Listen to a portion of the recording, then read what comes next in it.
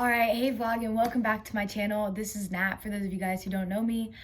Today's video is something that I think is so appropriate to talk about because it is New Year's, it is 2020, it's a new century, and I think it's time for us to talk about goal setting. Let's be real here, most people don't set goals, and honestly I think that's one of the reasons a lot of people have a lot of dreams but we never end up achieving them, is because we don't really have tangible plans or like ways to do it. We talk about stuff super hypothetically, but we never really get down to chasing the day-to-day decisions that we make, because as one of my favorite authors, Maxwell, has said, the way we spend our days is honestly most of the time the way we spend our entire lives, because our lives are just made of a bunch of little days. So I want to tell you guys 5 goals that you can set this year to really amp up your life, the way you feel, your happiness, and just kind of overall push you in a positive direction. So here we go. So I have my little backpack here because these are all goals that I have set for myself as well. The first goal that I recommend everyone setting is journaling more. I produce journals. I use them. I created them for me. People ended up liking them. I ended up creating a whole website, and that's going to be linked down below. I started journaling about a year ago. It really transformed my life because when you journal, regardless of whether you're religious or not, I think journaling is a really good way to stay focused and pour your thoughts out. Look back in time and see the ways that you've grown. There's so many different ways to journal. I actually have a blog on 7 different ways that have helped me.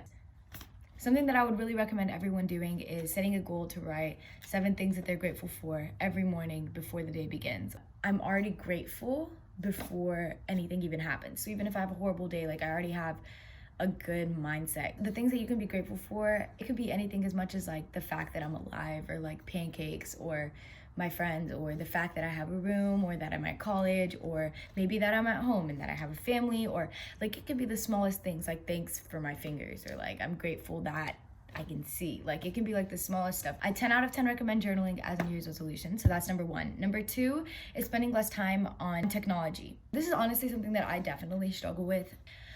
I don't really watch TV. I don't spend that much time like on Netflix or like watching shows, but when it comes to like Instagram, I definitely tend to like, I could spend all day on there or get lost in it. And so something that this is a goal that I really need to work on this year, is I'm trying to make my room technology free. And even just like the concept of, okay, like if you don't want to eliminate tech from your life, or like that seems like a really hard goal, start using it as a producer instead of a consumer. So it's something that I started to do last year, and I've really found a lot more value and purpose in it. Instead of going on there to just scroll for hours, go on there to make something or share something, because I think we all have something to share. And maybe this year your goal can be either to reduce the time that you're using on technology or change the purposes for which you're using it. Use it, like if you are really into photography, use your time on your phone or on technology for something productive, like editing photos or editing videos, or maybe catching up with a friend that you haven't seen in a long time, or like spreading a message in something that like you read this morning that like really touched you and like you want to inspire other people. Like I encourage y'all to use technology as a producer instead of a consumer, and watch the way that that changes your life. I don't really know. Okay, so that's number 2. Number 3 is to spend less time on TV and more time reading books. This is honestly a change I made this last year as well, and this is something that I'm continuing forward. I love movies and I really do love shows, but my issue is that shows consume so much of your life. Once you start, the whole season is so long, and honestly, you're wasting your life watching someone else live theirs. And so why not instead turn off the TV, go outside and make your own adventures, make your own stories to tell, maybe vlog your life, like make your own TV show, guys. Like figure something out, and I think that's a really good way to feel happier, because you feel like you're doing something with your life and you don't feel like you're wasting your life away. And the other thing too is, like, instead of TV, read more books. I 10 out of 10, I have so many books that I recommend for you guys. Currently, okay, there's a lot more interesting ones, but I'm reading Maxwell at the moment. And so I'm just kind of going through all of his leadership books and lifestyle books. And so I am really into Maxwell right now, but I 10 out of 10 recommend A Love Letter Life, Crazy Love by Jeremy and Audrey Randolph. That's a great start off because it's super interesting, super entertaining, but super eye-opening at the same time. I recommend not just reading fictional books, but reading nonfiction, like stuff that's actually going to help you in your life. And then it's like you're getting mentored by someone that you're never going to meet, and these people are super successful, guys. Another book is Crazy Love by Francis Chan. Unoffendable. I can make a whole YouTube video about just books if anyone's interested, even though I know a lot of people in our generation don't like to read, but books really are the key to achieving success. So 10 out of 10 recommend reading more books and watching less TV. So kind of like changing your balance of what you do with your time. Number 4 is to find ways to get healthier in a fun way. Okay, guys, I just want to talk fitness for a second, because I want my channel in the future to become, I want to include more fitness stuff as well.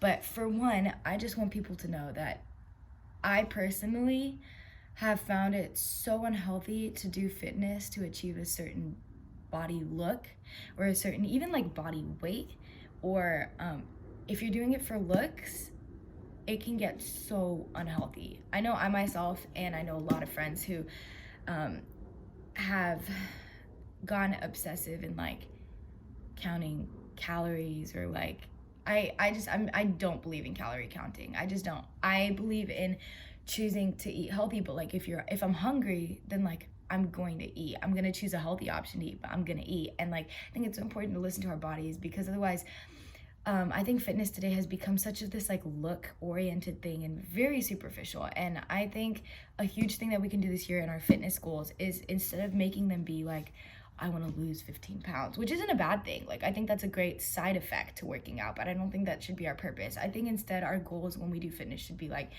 I want to, I really want to get to the point where I can run a half marathon. Or maybe for you, it's like, I want to run a 5K. I remember like when I was younger, I had a lot of fitness goals. Like I wanted to be able to do a certain number of pull-ups, or I wanted to be able to make the basketball team, or I wanted to be able to lift a certain weight, or I wanted to, like, for me, it was I used to be a long distance runner. So for me, it was like, I want to be able to reach this distance. I want to run 15 miles.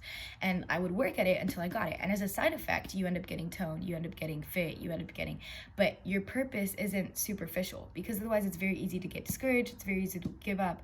And also, it's just so easy for it to become obsessive eating disorders and like unhealthy. And so I recommend this year you guys find fun ways to work out and fun ways to get healthy, because being healthy is really important, but you got to do it for the right reasons. So maybe you find a yoga class or an aerial class, or maybe like a kickboxing class, or maybe you join a sports team, or maybe you set a running goal for yourself, or you set, but it goes beyond the looks. I recommend, 10 out of 10 hope that you guys go beyond looks for your fitness goals this year. Number 4 and number 5 is to spend more time with God. Honestly, nothing else compares. I recommend, if you are kind of new on your walk, I recommend picking a book of the Bible and choosing to go through it until you're done with it. And so every day you wake up and you just read a little bit, and you do that until you're done with it, and you journal while you do it, and you just see how it changes your life. For me, my goal was to read through this Bible.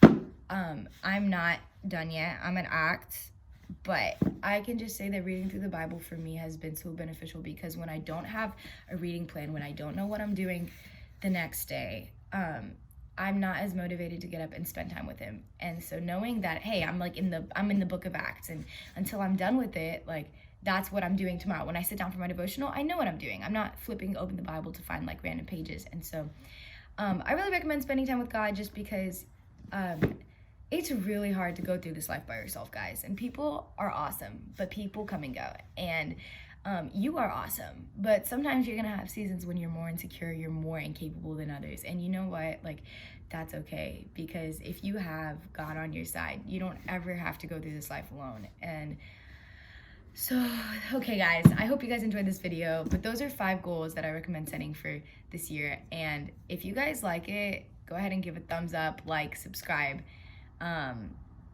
Go follow my 3 accounts, and be sure to stick around for more content. And yeah,